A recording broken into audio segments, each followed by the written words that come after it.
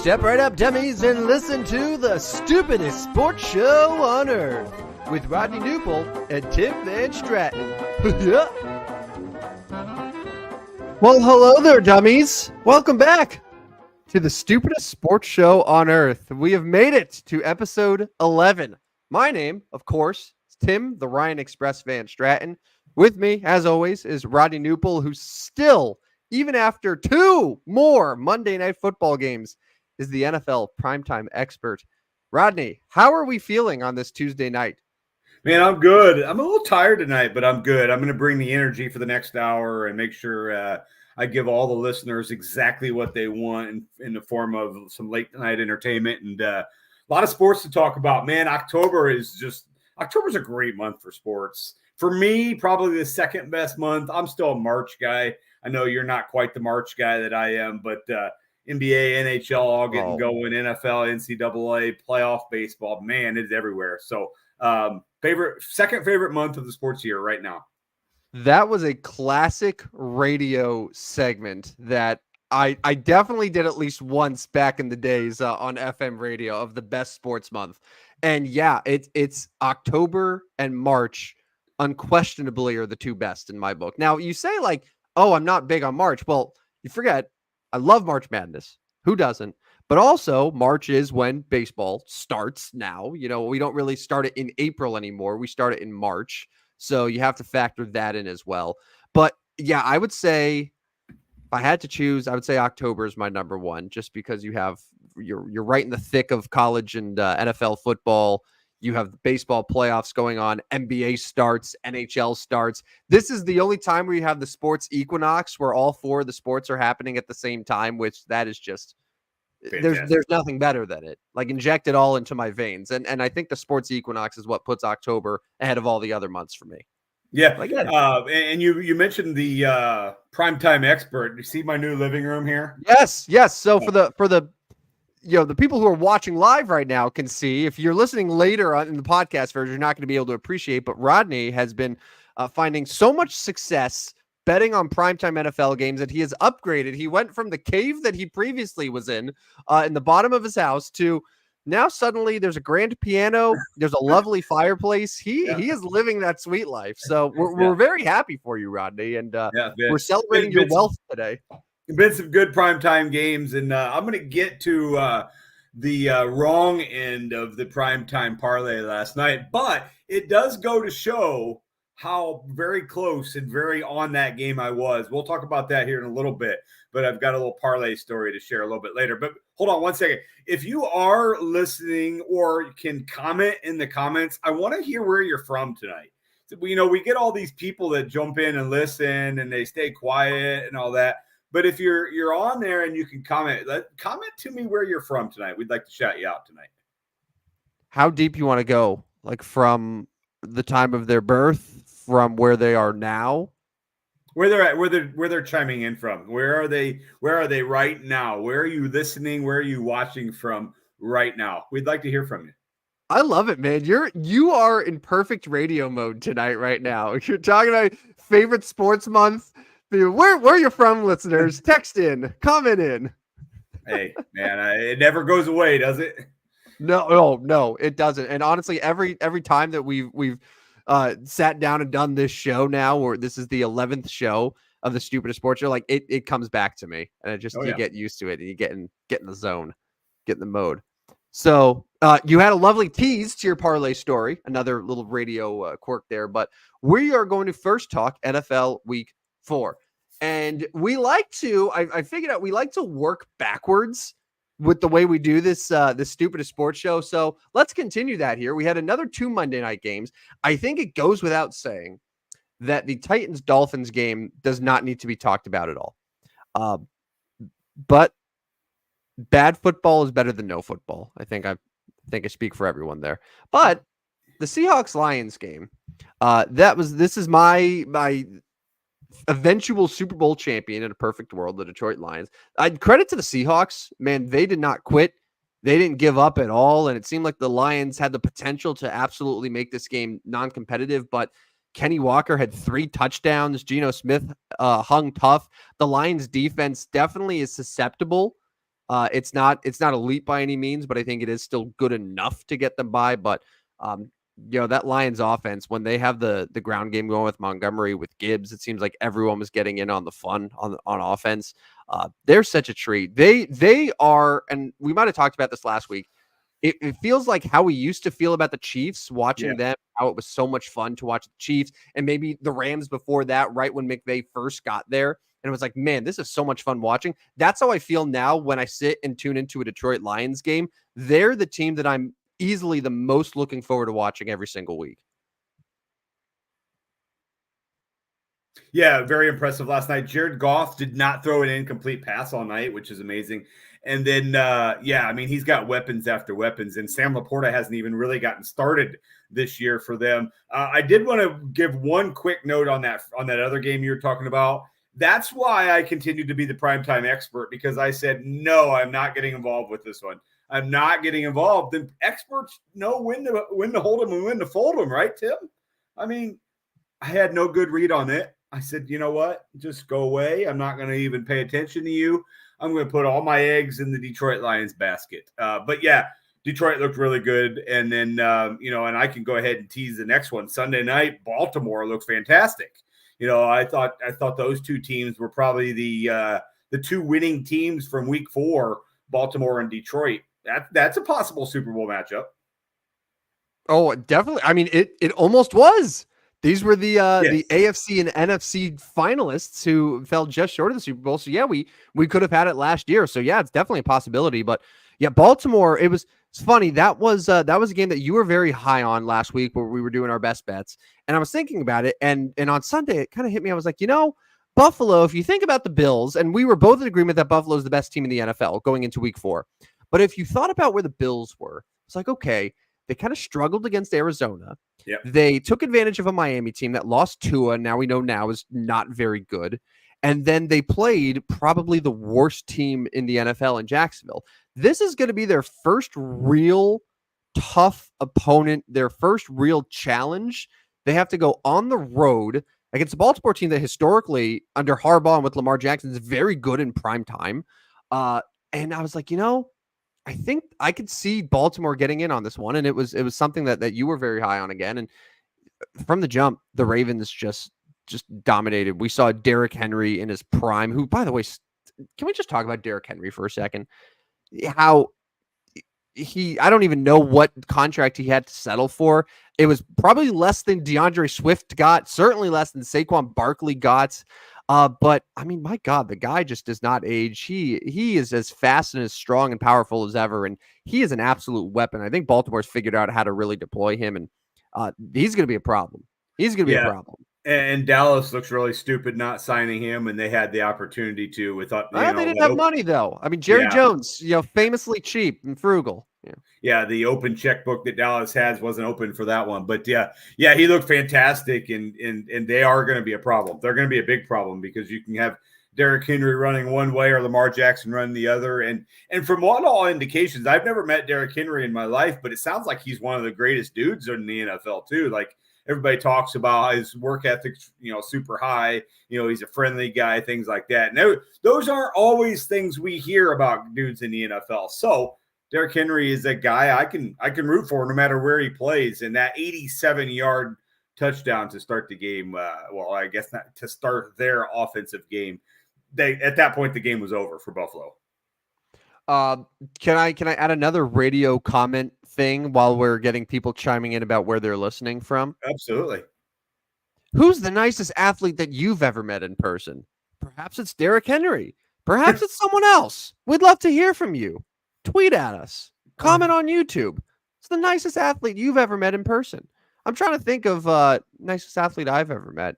I don't know. Drew Brees was pretty nice. Real friendly guy. Got to interview him at the radio station a few years ago. Pretty nice. Who do you have? Tony La Russa?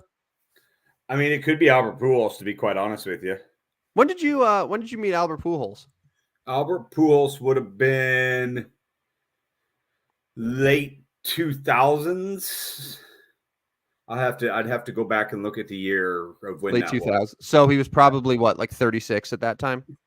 Well, yeah, because he's 74 today. Right. Yeah. Right. I mean, I mean, locally here, we know like Ben Zobrist. I mean, Jim Tomey's a great guy. My meeting with him was after his career for the most part. Yeah, that's a great question. So go ahead and chime in on that one. Our radio segment here. We're killing it with the radio segments. All right. Other week 4 NFL games. I swear the noon slate was constant scoring. That first half of football, my phone was blowing up with, I get the ESPN fantasy apps of Nico Collins is in the red zone. And I just felt like Nico Collins and Baker Mayfield and Mike Evans and Brees Hall. I'm like, I'm getting so many notifications here. And it's like, it just kept racking up.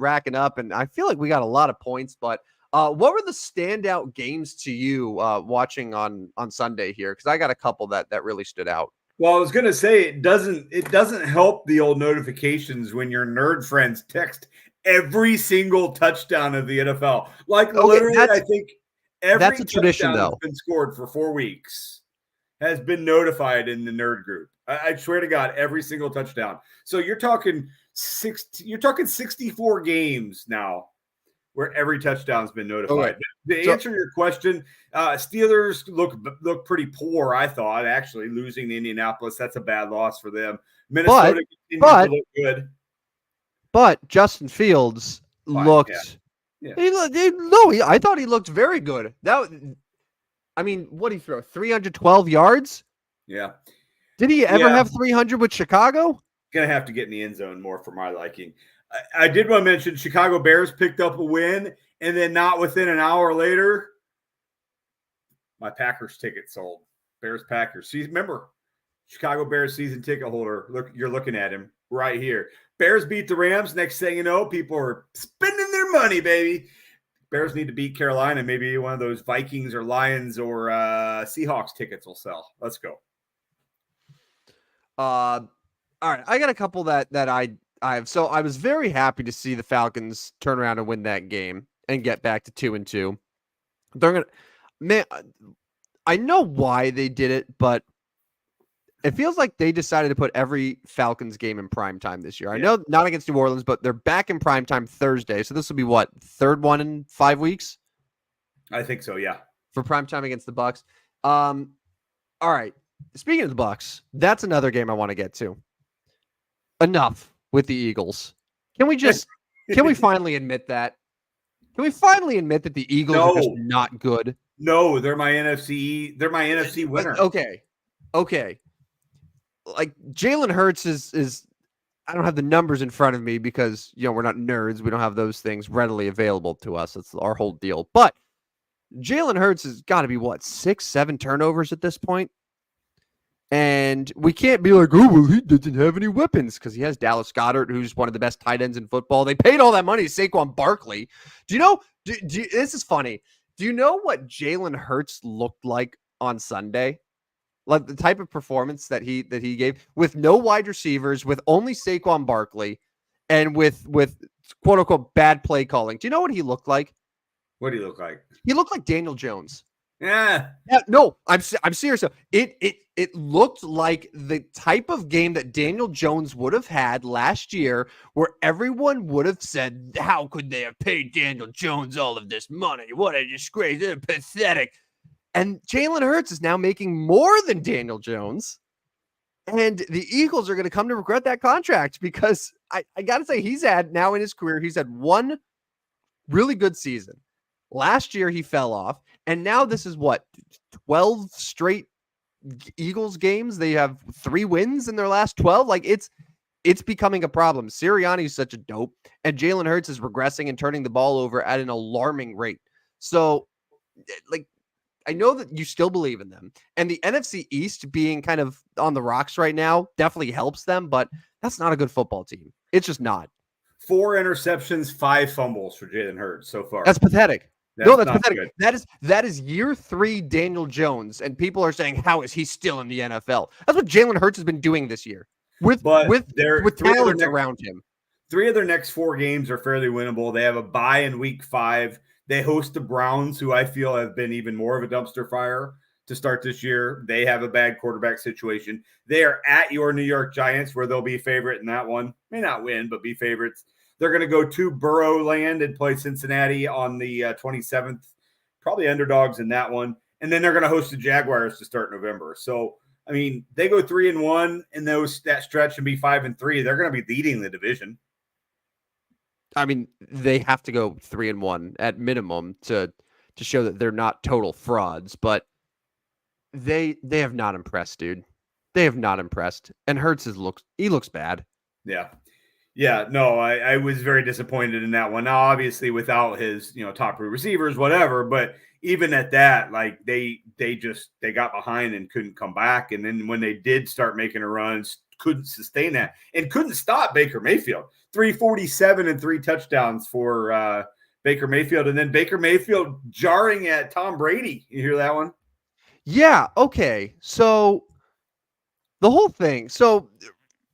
I was a little late to the party, and a lot of people caught this after the fact. So Baker Mayfield was more or less saying, oh, when I came in, kind of just the people were a little tense, so we kind of loosened things up. Am I getting the gist right? Yeah, basically when Brady was there, he put him under too much pressure.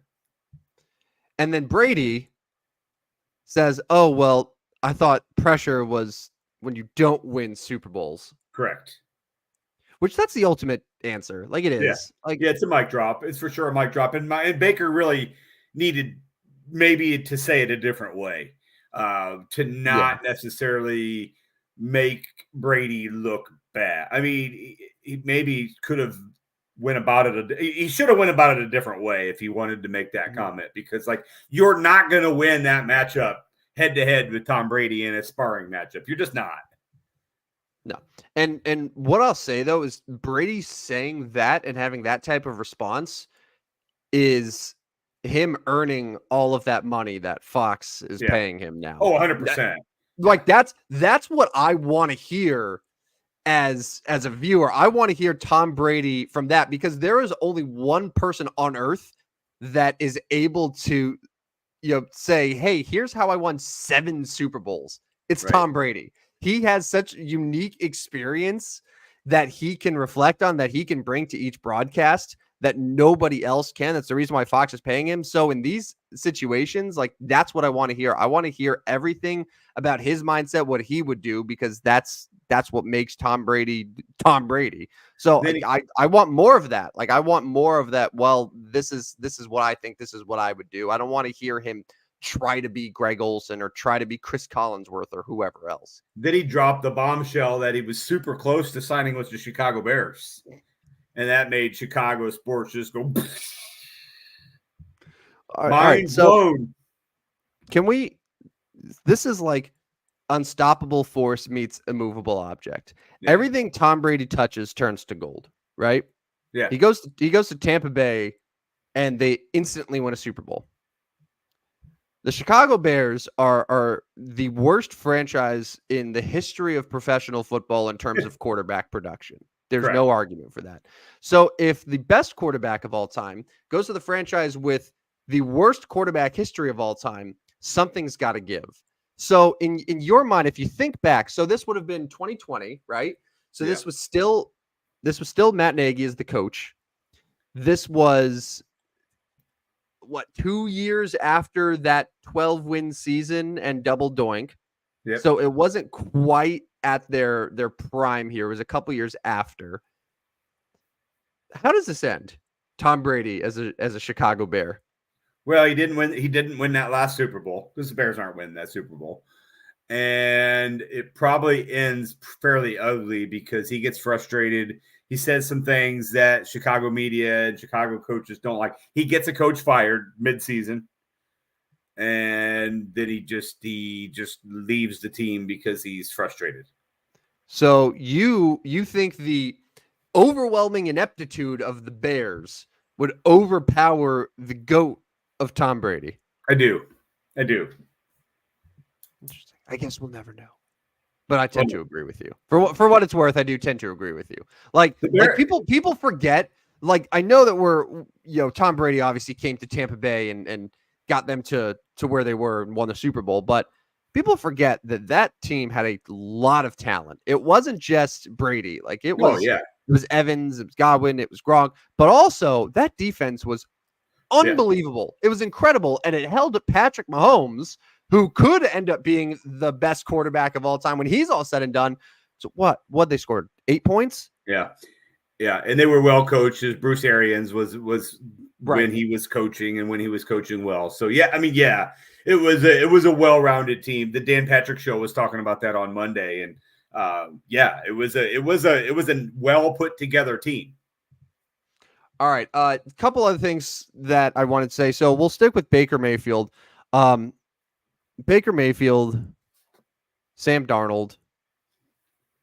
I kind of put them in the same category a little bit. Maybe Baker, because last year he played really well in here in that contract, but I'm starting to feel like the fairy tale is not going to end. This might just be the real deal. I need to issue an apology to the Minnesota Vikings just for everything. I think you had them at under 4.5, right? I think I ended up with them winning 3 games for the whole season and having the worst record in the NFL. They are 4-0. Yeah, no, I understand that now. Thank you. But like Baker Mayfield and Sam Darnold, Geno Smith, all these quarterbacks that we all wrote off, it's bizarre. It's just it's a bizarre season to start, and the amount of underdogs that are winning outrights, and it's very, very hard to just get a read on it. But out of all those quarterbacks I mentioned, I don't have any of them as the MVP. Who's your MVP? I think the MVP right now, 4 weeks in, is Jaden Daniels. It's interesting because my comment was going to be your divisional leaders right now are Washington, Minnesota, Tampa, and Seattle in the NFC. And so Washington, Jaden Daniels, you love Jaden Daniels. Love that guy. What's not to love?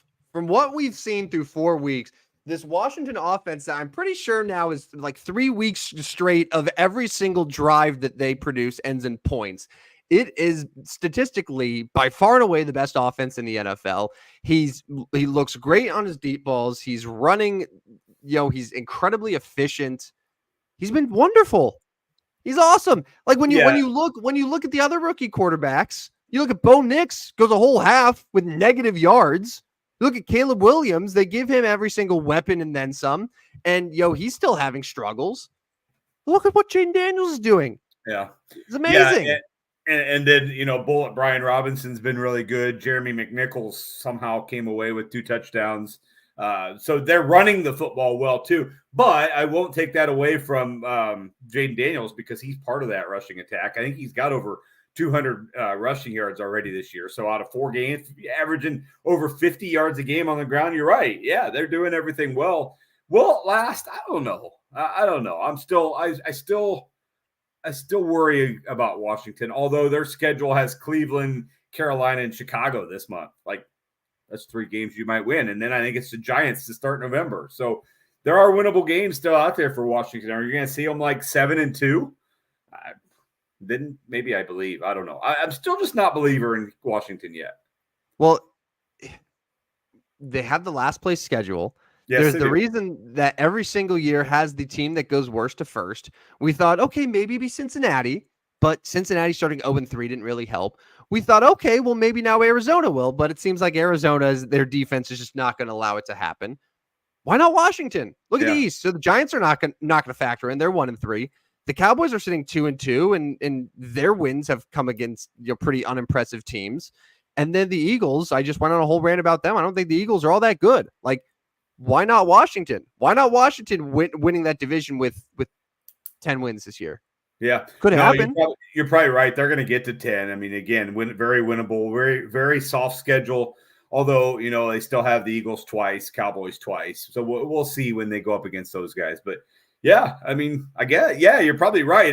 They have a better chance than those other teams you read off. Cincinnati's not winning the division. Chicago was last. They're not winning the division.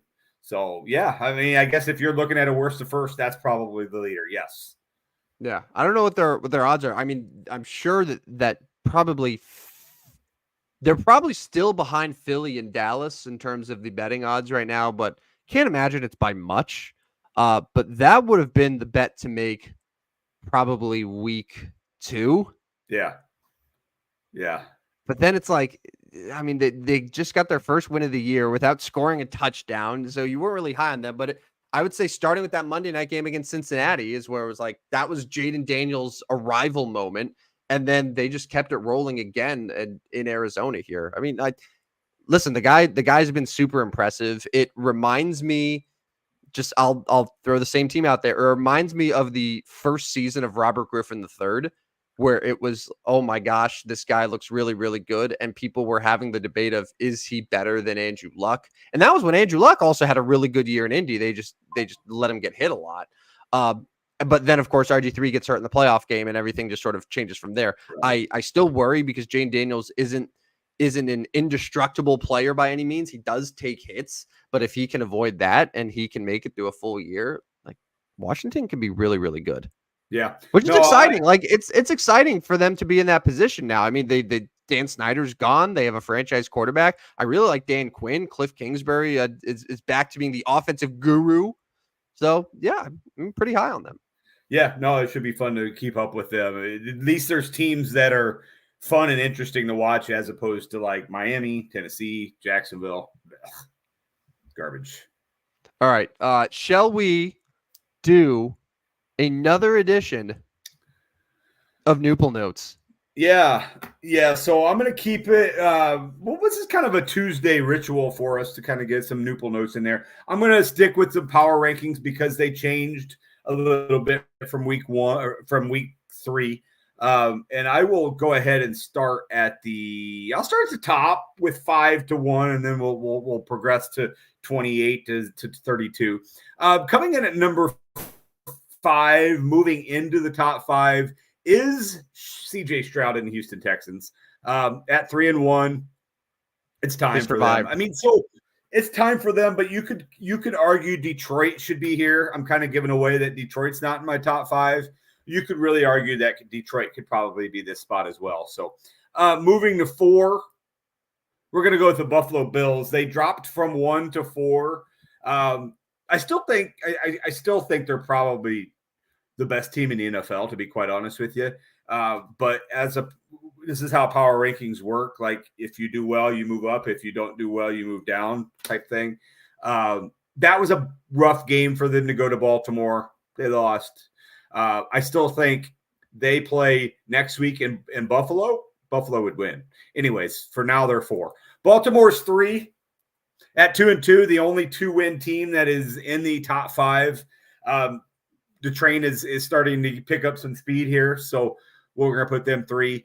And then the undefeated teams, Minnesota is going to come in at 2. They are not surpassing Kansas City yet. You can't put Minnesota over Kansas City. You just can't do it. When you're looking at power rankings, you have some kind of like, oh, they were ahead of them last week. They both won. You got to keep Minnesota. So anyways, Minnesota's 2. Kansas City is going to be my number 1. What's your thoughts there? You arguing with 1 through 5 at all? Yeah, I would probably. I like the list. I can't argue against Minnesota anymore. I've learned my lesson. I repent. I ask for forgiveness. I can't do it. Kansas City, I mean, they're 4-0. Like, the defense is really good. And it seems like they can overcome anything. Baltimore, I like.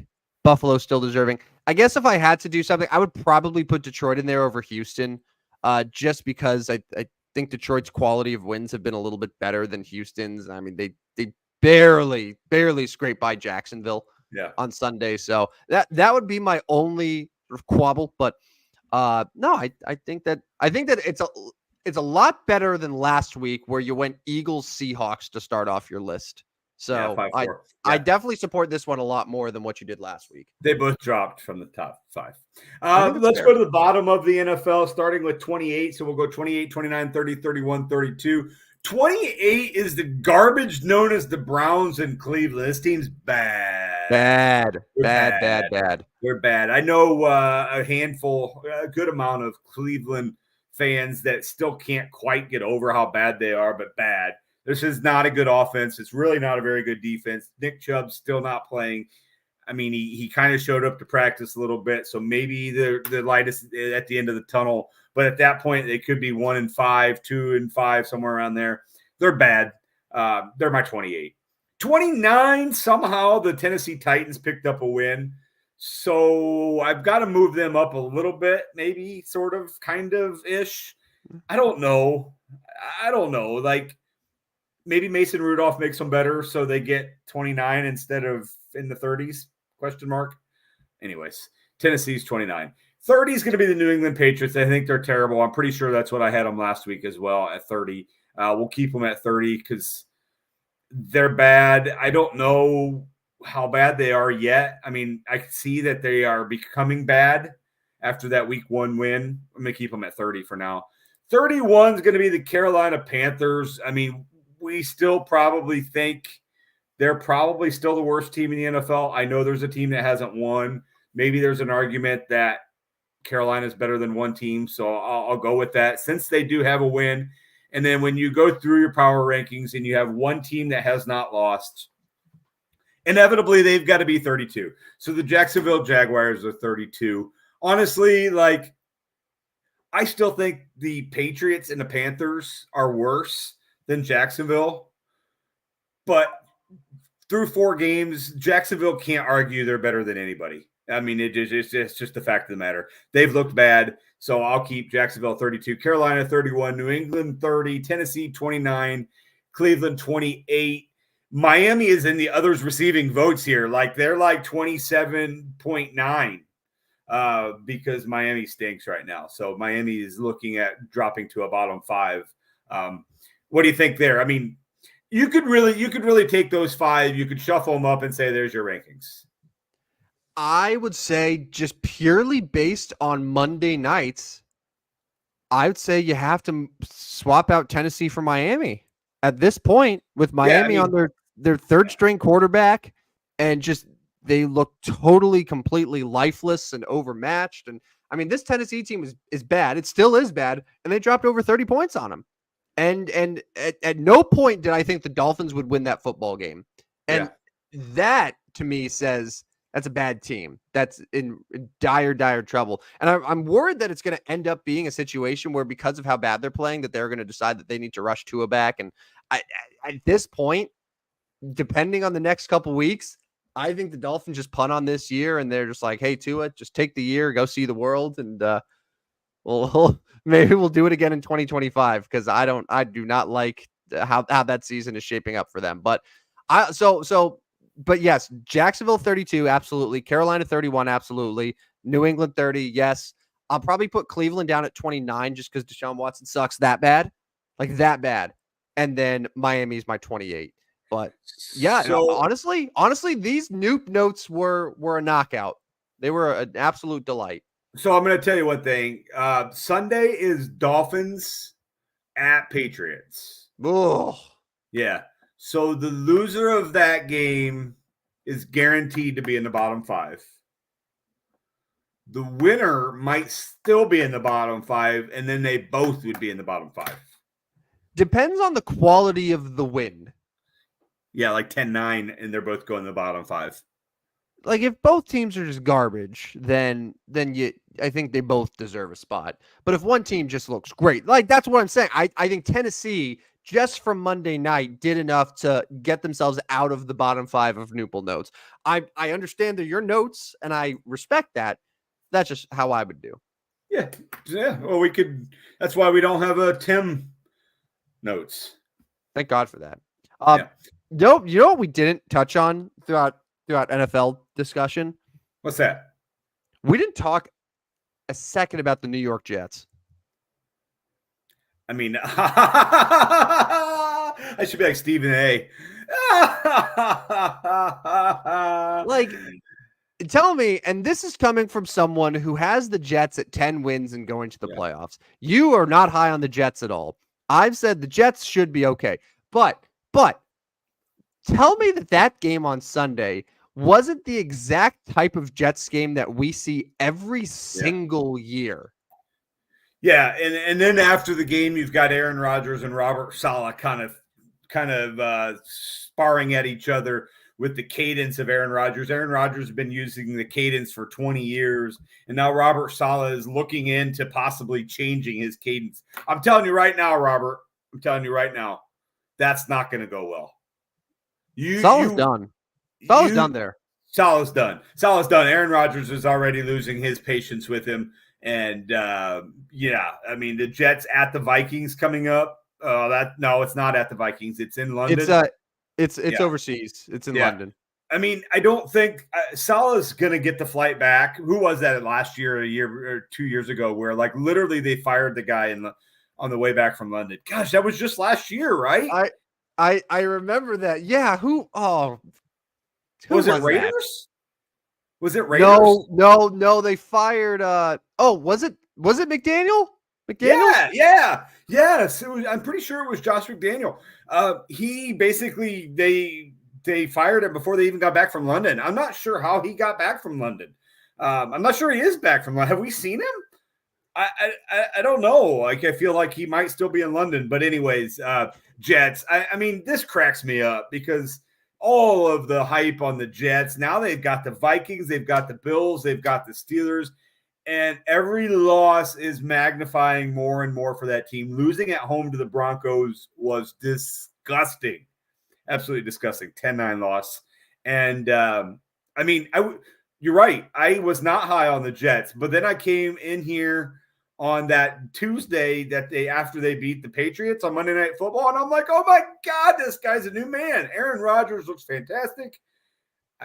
What happened? Like, how do you lose a game where you give up -7 passing yards in the first half? And then Greg the leg, come on, man. But you had to predict that was going to happen. I do not even care about that because all they scored for the game were field goals. I don't put it at Greg the leg at all. What my issue is that the Broncos miss a field goal that would have made it at 13-9, right? Yeah. They give the Jets the ball back damn near midfield. Okay. So you give Aaron Rodgers basically a minute and a half to get 30-something yards for you. Yeah. And they couldn't even do that. Like, they could not move the ball. I think they even needed a penalty just to move the ball closer. And it was not anything resembling the Aaron Rodgers of old where you knew, there's too much time, too much field, and then he's going to take it down and give them a chip shot field goal. And what the hell happened to Breece Hall? Like, he had 10 carries for 4 yards. Bro, I don't know, man. Like, Braylon Allen is it a 50-50 split now in New York? Well, I mean, it might need to be if Breece Hall is going to go 10 carries for 4 yards. So, like, I know you don't like Braylon Allen getting those carries, but Breece Hall, bro, in those 10 carries, you got to have more than 4 yards. Yeah, it just, I don't know. And then he only had 2 catches for 14 yards. Breece Hall, 18 total yards, my man. That ain't going to work. But I like Braylon Allen, but, I mean, I would still think Hall needs to get 70% of the carries. While we're just railing on Jets who are supposed to be good, I thought that Garrett Wilson was supposed to be wide receiver 1. Aaron Rodgers comes in. Garrett Wilson's going to be a superstar. His season so far, 6 catches, 60 yards, 4 catches, 57 yards, 5 catches, 33 yards, 5 catches, 41 yards. He has 1 TD. Like, very average. 20 catches, 191 yards and touchdown. Yeah, that's not going to work. I mean, I fortunately kind of been off him in the fantasy world, and it's worked so far. There's a connection there that's not working. I mean, it's pretty obvious right now. Aaron Rodgers trusts Allen Lazard, and that's about it. And the other guys, they're not producing for him, or he doesn't like him. He's not throwing to him. So there's some problems there. The Jets going to have to figure it out before they go to London. They're probably already in London, but they're going to have to figure it out before they play the Vikings on Sunday. By the way, I was doing some Josh McDaniels research. It appears that it wasn't after a Europe game for the Raiders because he was fired after week 8. They were 3-5. They lost in Detroit, and he was fired. And then the next game was Antonio Pierce's first against the Giants, and they crushed the Giants in Vegas 30-6. So I know that there was a coach who was fired after the international game, but it wasn't Josh McDaniels. So if anyone listening Yeah. knows, please, because it's gonna drive me nuts. It's gonna be my Oh, only me too. takeaway from the show tonight. Me too. There's 148 freaking people on here. Somebody could figure that out, right? I mean, somebody could like you One of would you think nerds has it in your head already. us as the host maybe would know this, but yeah, I have another screen going here, and like I just can't find. Anyways, we got to move on before this drives me crazy. Let's talk some baseball. Right. Let's talk some baseball. The Major League Baseball postseason, what is it officially called? The Wild Card Series, has begun. It is underway. By the time you're listening to this, perhaps all 4 games might be over. But do you have any quick predictions? I know we're kind of cheating a little bit because we're already a game into the Wild Card Series, and it might have impacted your predictions and stuff. But I have a couple thoughts. But I'll let you go first here in terms of how you think this postseason might play out here. Yeah. So real quick, day 1, 3 of the unders are going to hit. So I don't know if that'll continue. You're going to see, better pitchers obviously pitching at the beginning of the series. I know you and I have talked about this kind of off the air. A lot of people picking the Padres over the Dodgers. And Padres were my World Series pick, but now seeing all these experts picking the Padres over the Dodgers, I think the Dodgers. It's going to be the Dodgers. It's going to be the Phillies in the National League, and then it's going to be the Yankees and Astros. The Astros bounce back. That's kind of gross. No, they're going to lose. I forgot they lost today. Yankees and I mean, it's not going to be the Guardians. You turned it off once it was bases loaded in the 9th and Hayward's coming up where you're like, well, we know Jason Hayward's going to win this one. So it's all you needed to see. I mean, yeah, he bounced out there, lined out the second, whatever he did. You knew that ball was going to second base. Like so Jason Hayward to me strikes out or hits it to second base almost all the time. The Yankees and I don't know, Detroit, because Scooble's going to pitch 5 times between now and then. I don't know. Go ahead. You got more expert thoughts on baseball than me. Oh, no. What I was going to say. So, yeah, going back to the Dodgers thing, I was fully on board. All right. This might sound totally blasphemous, but I think the Padres are a better baseball team than the Dodgers are right now. Yeah. Just top to bottom, because the Dodgers are just totally depleted. Their pitching staff beyond Yamamoto and Jack Flaherty, it's not good. And I think San Diego has a strong edge in the rotation. I think they have a very strong edge in the bullpen. And I think their lineup is good enough with Tatis, with Arraez, with Jackson Merrill, Manny Machado, Xander Bogaerts. Like, there's some guys in that lineup that can hit. That said, there are certain things that really scare me. And it's when every single person seems to be on the same page about something. Because and they always do this whenever you're watching a football pregame show and they do the predictions for Sunday night, and every single analyst is like, oh, I think this team's going to win. And it's unanimous across the board. Never a good sign. And I feel like we're seeing something very close to that with the Dodgers. No one is picking them to win the NLDS. Now, maybe they're all assuming that they're going to play San Diego, which I think they will. But assuming it's San Diego against the Dodgers, I think the Padres are going to be the favorite to a lot of people. And that scares the crap out of me because we're all forgetting, and this is a big one here. The Dodgers, the last few years, it's been a lot of fun to see them get eliminated time and time again and always disappoint in the first round. But those Dodgers teams didn't have an absolute freak of nature at the top of their lineup who could very easily hit 5 home runs in an NLDS series and just carry the Dodgers.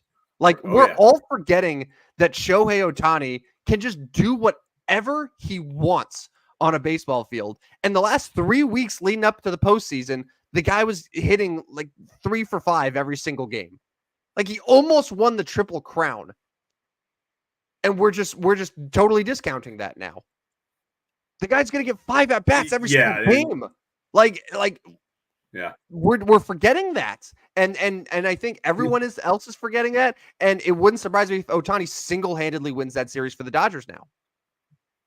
Yeah, I mean, obviously the you're right because he will be the best player in every one of those games.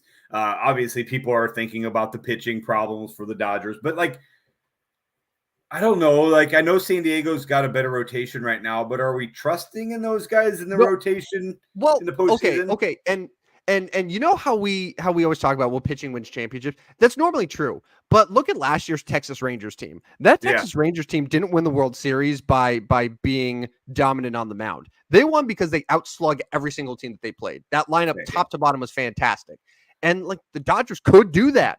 Like it could be Ohtani, and if Ohtani gets going, then maybe that gets something going with Mookie and with Freddie Freeman, and then with Teoscar Hernandez, who hasn't been in the lineup in years past, but now he's there. Like that Dodgers lineup is still really, really stacked. And three of the best hitters in baseball are all going to get tons of at-bats, whoever they play. So, like, who's to say that they don't just outslug their way to a World Series where it doesn't matter if Landon Knack is on the mound for him? So I'm asking you right now, if you had $100 even money on both the Padres and Dodgers to win a series, who are you taking? I'm going to take the Dodgers. Dodgers. Yeah, I'll take the Dodgers. So my official predictions. So I'll take the Dodgers and the Phillies in the NLCS. I'll stick right there with you there. Or what'd you take? Do you take the Padres and Phillies, or do you go Dodgers and I Phillies? went Dodgers because everybody else is taking the Padres. Like kind of have to at this point. It makes me sick. I would love, full disclosure, I would love nothing more than to see the Dodgers totally choke and fail and collapse and bomb and gag like they normally do. But it just, the fact that everyone's expecting it now, this Right. is when they don't do that. Right. So I got Dodgers, Phillies in the NL. American League, I think the Astros are cooked. I think Baltimore's cooked. So you're going to have, so what is it going to be? It's going to be Kansas City versus the Yankees. And then it's going to be Detroit versus Cleveland, which is just, I'm sorry for all the AL Central people, but my God, that's horrible. I will take Cleveland. I will take the Yankees. So is that same old board? Did you have Detroit? Who'd you have playing the Yankees? I didn't end up coming up with a fourth. I just said it's going to be the Yankees, and like I'm still not so sure the Yankees are all that good. Yeah. So the Yankees, if Houston is not in the picture after this wild card series, the Yankees will not have any excuse not to win the pennant. Right? If the Yankees right. aren't in the World Series, if they only have to go through Kansas City and then one of Cleveland or Detroit, and they can't get it done with Judge, Soto, Cole, everyone else, then it's just a total failure. It's a complete failure. Yeah. And I'm not trying to hot take this. Like that team has not been in a World Series in 15 years. They have besides Ohtani, the best hitter in baseball. Like literally, and you're going to see my Barry Bonds stat. Aaron Judge might be the closest thing we have to Barry Bonds right now. Yeah. I mean, obviously, you can talk about what the media want. I mean, obviously, we'd love Dodgers, Yankees. The TV ratings on that would be fantastic for Major League Baseball. Oh, it would be really good. It would be almost as good as a Commanders Bengals Monday Night Football game. Yeah. But yeah, you're probably right. Commanders Bengals would still win TV viewership. Yeah. Yeah. So I'll take the bait and I will take the Yankees, the Phillies, the Dodgers. I wouldn't be surprised, that said, if the Guardians do find a way to make it to the World Series this year, because the Guardians, like they're not pretty, but that bullpen is absolutely nasty. Yeah. Jose Ramirez was this close to having a 40-40 season. Like that's still a really good team that could have had the best record in the American League. No, they're a good team. But yeah, official World Series, I will go Yankees versus the Phillies. That's my pick. I'll go Yankees Dodgers. What the heck? That'd be fun. I mean, listen, for storylines to see Judge versus Ohtani, it would be great for baseball. After having Rangers Diamondbacks last year, I think that baseball fans need a World Series like Yankees Dodgers. Got it. Let's do it. All right. Shall we wrap things up with a little best bets for betting? Do you want to? I mean, no, I never do. Wow. Okay. Do you want to why don't you take the point on this? I feel sickened. I feel sickened. Yeah, Talking so about I'll just go through mine and we'll go to our record later. I went 3-0-1. I did not lose a game. I'm not going to brag too much because I'm way ahead of Tim now. In fact, I'm 5.5 games up in the standings on Tim. I think the loser has to do something with like a 7-layer beefy burrito or something. I Oh, don't know. now you say this. Yeah. Now you say which by the way, I'm glad the guy did it. Like, He I know did it's disgusting, but like, thank you for being a man. Yeah. All right, being a real man and shoving that burrito straight in your ass. Like, that's what a real man does. Okay. Notre Dame pushed for me. That was my only non-win. The Illini covered, bang, boom, got it. That Easy. game sucked, man. Yeah, but it was an easy cover. I know it ended up 14, but they never were in danger of not covering. And then we moved to the National Football League, and my primetime expertise came through once again with the Ravens in an absolute blowout over Buffalo. Poor our buddy Skeeter. They're going to come back. They're going to come back. You know, immediately he's texting me like, I think there's a good chance. You're like, nope, see ya, your money. Like that's not happening. It's like, dude, Buffalo was not going to win that game. And then I got a little nervous for a little bit. It got to 21-10, and I'm like, Skeeter's always right. Gosh dang it. No, he lost. Sorry, bro. And then my third win was once again a primetime game because I'm like 7,002 in primetime games. Detroit Lions blowout city over Seattle. So it put me 3-0-1, and now I am 10-8-1. That's winning units right there, bro. That is winning units. Do you want me to just do yours and you can? Yeah, I'll run through. Right. Go for it. All right. So, admittedly, this Nebraska game was triggering me real early on, and then finally in the fourth quarter, the Huskers woke up a little bit and won. I don't even know what the final score ended up being, but it was by over 20 points that margin. So they woke up. I felt good. The exact opposite happened with this Michigan-Minnesota game where I was like, oh man, Michigan is just rolling right now. And the funny thing is I didn't even bet the spread. Like I come here and I say the best bet for betting is to take Michigan against the spread. Then my ass on Saturday morning says, you know what? I'm not going to do the spread. I'm going to do the over. And I did the over and it hit and I felt great. And I was like, all right, awesome. I'm a winner. And then I see Michigan, they end up big lead. And then, of course, they let Minnesota backdoor, which, by the way, did you see the onside kick? Yeah. The onside kick there. Was Minnesota jobbed there? What were your thoughts? I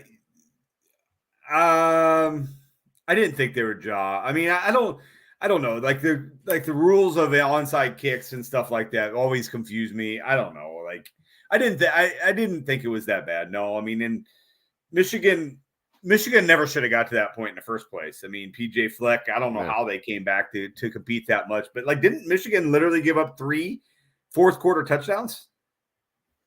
Yeah, it was so gross. Yeah, it was so gross. Okay. Well, we'll just briefly go to the next couple. Packers again, and this goes back to what I was saying. I have to issue the apology here. Now, interestingly enough, Rodney, this game, in my mind, was a blowout. The final score was 31-29. 31-29 Vikings here. It was not a total blowout, even though we all know it was a total blowout. But man, I was rooting so hard for the Packers there at the end. But I have to apologize to the Vikings again. I'll never doubt you. And you know what I'll do? I'm only going to bet the Vikings to win and cover all of the games. That's what I'm going to do. And then again, I thought Washington on a short week going into Arizona. Crazy stuff always happens at State Farm Stadium, but not this time. Cardinals, frauds, bad. Commanders, Jane Daniels, MVP. My record now is bad. I've gone 0-4, 1-3, 1-3, and 1-3 in my last 4 weeks. It has to be time for people to fade everything that I like. There's no other way to put it. Yeah. I think you tail Rodney, especially primetime NFL. and you just fade everything that I'm doing. Like, what's the last NFL best bet for betting that I actually won? Have you won one? I think all my wins are college, legitimately. Maybe I have one NFL win all season. It's unbelievable. Yeah, not good. Not good. I'm not happy about it. You got to bounce back. You got to find a way this week. At some point, though, it's going to become a running thing where I'm going to purposely try to lose, and then that is what's going to turn everything around for me. But that said, if you want more of my picks, for only $79.99 a month, I will send you. Let me tell you. Let me share my little parlay story here. Yeah. So we're sitting here talking about how rich and successful you are in your new mansion. You got a new fireplace, but for real, Rodney could have actually been rolling in the dough and truly been the primetime expert. And I'll let you take it from here. I don't want to steal your thunder. So I had a it was a risk-free on Monday night, risk-free up to $10 or I don't even know, might have been more than that, but a single game parlay that you wanted to do on DraftKings. So I just, you know what? I like the Lions a lot. I'm going to put a bunch of stuff on the Lions. I ended up going to a 14 leg. So we're looking at $10 wins. Nice, cool, like 4.5K, $4,500. Okay. So my numbers were the Detroit Lions first quarter -2.5, second quarter -0.5, third quarter -0.5. Now keep in mind that was because the Seahawks went for 2. So I won that quarter 7-6. Thank you, Seahawks. So I also put Detroit -2.5 first half. So all 4 of those got done. Boom, got those done. So now you're talking 4 out of the 14 are done. Then I went with 3 guys scoring touchdowns. I loved Amon-Ra. I love Jahmyr Gibbs twice. David Montgomery, boom, got that one done right away. Easy, boom, so I have 7 legs done now. I'm halfway done. So the last one, I'll go ahead and tease this one. Detroit -4, done. There's 8. I got 6 left. These are player props. Jared Goff, he's got to throw the ball, right? 275 plus yards. He struggled to get to that until late. Couple big plays late, got over 275 yards. Boom. So then I was like, okay, so now I've got 5 left. I've got all the studs for Detroit I got to do something with. Sam Laporta, over 40 receiving yards. He finally got there. Boom, got that one done. Jameson Williams, over 40 receiving yards. He did that on one play. He scored a 70-yard touchdown. Boom, got that. We're up to 11. 11 of these are done. Jahmyr Gibbs, total yards. So I thought about this one. I was like, okay, I want to do the total yards because I never know if Gibbs and Montgomery are going to catch or run. Never know. Never know. Gibbs, over 75 rushing and receiving yards. Boom. David Montgomery, over 75 rushing, receiving yards. Boom. 13 done. I got 1 left. Amon-Ra, 70-plus yards. Amon-Ra, 70-plus yards. He scored his touchdown. He had 45 yards. But if you watch the game just before the 2-minute warning, it was 3rd and long at the 1-yard line, the opposite 1-yard line. So I'm thinking, okay, Dan, here's your opportunity. You're gonna throw the football here because for one, you can't get safetied by running it. And for 2, you're up against a 2-minute warning. You're going to throw the ball here, Dan. You're going to throw the ball. Not just one of those little screen passes. You're going to throw the ball. And who are you going to throw the ball to? You're going to throw it to Amon-Ra. And you can attest by the text, like I was literally like, this is going to happen. This is going to happen. It's going to happen right here. Needed 25 yards. A 25-yard catch from Amon-Ra wins $4.5. So Jared Goff drops back. He's getting pressured. And he doesn't throw the ball. Tim, I don't know why he doesn't throw the ball. Because I didn't know this live.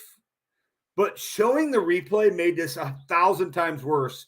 Because they ran this little play where Jameson went whoop. or Tim Patrick, I don't know, one of those guys, way out in a Monroe where literally, I kid you not, you can look at the replay. He ran to the 25-yard line. That's 25 yards because they're at the 1. Obviously, okay, one more, and maybe he would have come up 1 yard short. I would have worried about that later. And he just didn't throw it, but he was from me to your house, and we live about 1.5 miles away.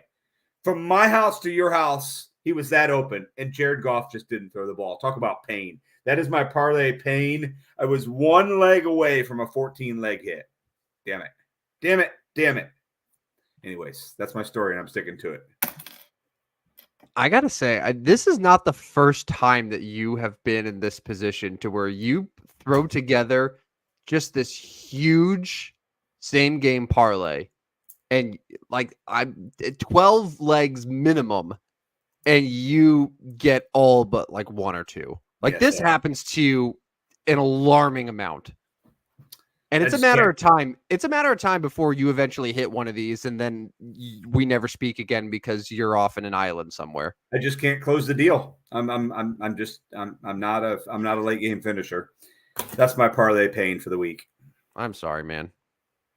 Well, hopefully there is a show this fall where we come on and you talk about your parlay hits. And we'll all know it because you'll be wearing a monocle and a top hat. You'll be on some sort of yacht somewhere. The connection will be real bad because you're in the middle of the ocean, but it'll all be worth it. Not today. Damn. Should I cheer you up with a Barry Bonds stat? Yes, let's do it. All right, Barry Bonds, stat of the day. Since it's the MLB playoffs, I'm actually going to tie this into to one of the stars of the MLB playoffs. I mentioned him earlier, Aaron Judge. Okay, so in as the stupidest sports show on earth, we try not to get too involved with nerd stats, but I think I've mentioned before there's a stat called WRC plus.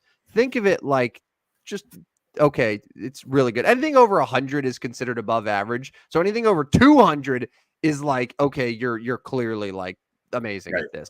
It's just creating runs, right?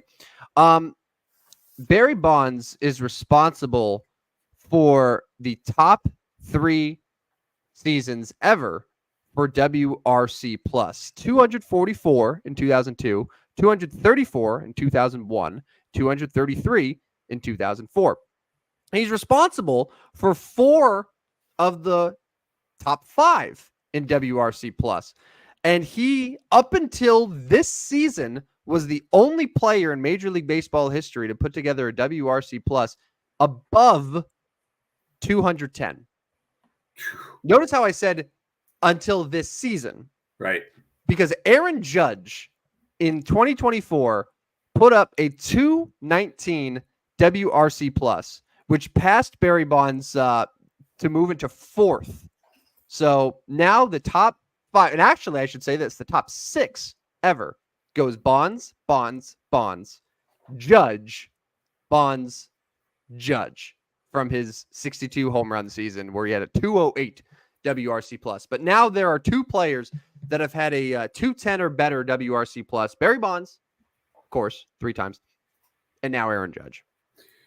Yeah. And so like, we're never going to get to the point where Aaron Judge was a better player than Barry Bonds, are we? No, because we're never going to have a player to do what Barry Bonds is doing. I mean, Shohei Ohtani right now is ridiculous, but Shohei Ohtani isn't going to end up with the offensive numbers that Barry Bonds did. I mean, Shohei, his WRC plus and all of those things aren't even close to what Bonds was doing. No, Judge is the closest right now. And like this week, I was looking up all of these stats of like the if you took the 2 MVP winners from both leagues and you combined their wars and their offensive wars. Like we are not going to have a year in all likelihood where the MVP winners are collectively as good as what Judge and Ohtani have done this year. Like Judge's offensive WAR was like 11.7. Wow. Just ridiculous, which it's better than pretty much anyone in Yankee history minus Babe Ruth. And then Ohtani himself is going to put 9.8 WAR. So like you combine the 2 of them, we've never had MVPs doing what they did in the exact same year, both winning the MVP. It's ridiculous. But Barry Bonds was just in a different stratosphere. Better than Like all.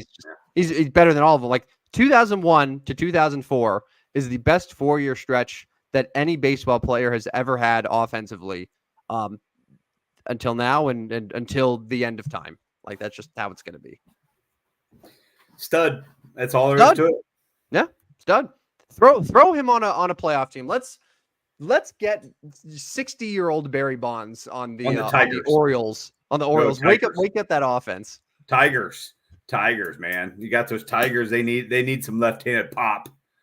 That's true. What Parker Meadows doesn't cut it for you there? Not quite. No. All right. Well, that about does it for episode 11 of the Stupidest Sports Show on Earth. A reminder, in case you're not doing so already, make sure to follow us at Twitter at Stupid Sports Show, no W. And if you missed any of this show or our previous shows, you can go back and listen to all of them. They're all uploaded within minutes after our live broadcasts. We're on Spotify, Apple, iHeart, YouTube, all the good ones, all the good places to listen to podcasts and such. So, Rodney, that does it. I'm sorry again about your parlay pain. It's very sad, but congratulations on another successful best bets for betting. It has bought you a lovely house with which I can't get over that brick fireplace. It is just delightful. Hey, I was going to mention, so I know I have teased this, but the announcements are going to come Friday for the show. We do it on Friday. That way it marinates the entire day. It's kind of late at night tonight, so I'm going to do it on Friday, and it's ready now. October's here, but I might even do a postseason baseball contest, sponsored by the Stupid Sports Show. So stay tuned. We'll talk about that a little bit on Friday. I'm looking forward to it. But yes, great show, Tim. We will be back Friday morning, 8 a.m. Man, that's early, but love it. I'm ready for it. All right, sounds good. Well, for Rodney Newple, who is still the NFL primetime expert, this is Tim the Ryan Express Van Stratton. We're signing off. We're leaving the station, and we'll talk to you Friday, 8 a.m. Central, for another episode of the Stupidest Sports Show on Earth. Night, everyone. Step right up, dummies, and listen to the Stupidest Sports Show on Earth with Rodney Newple and Tim Van Stratton. Yeah.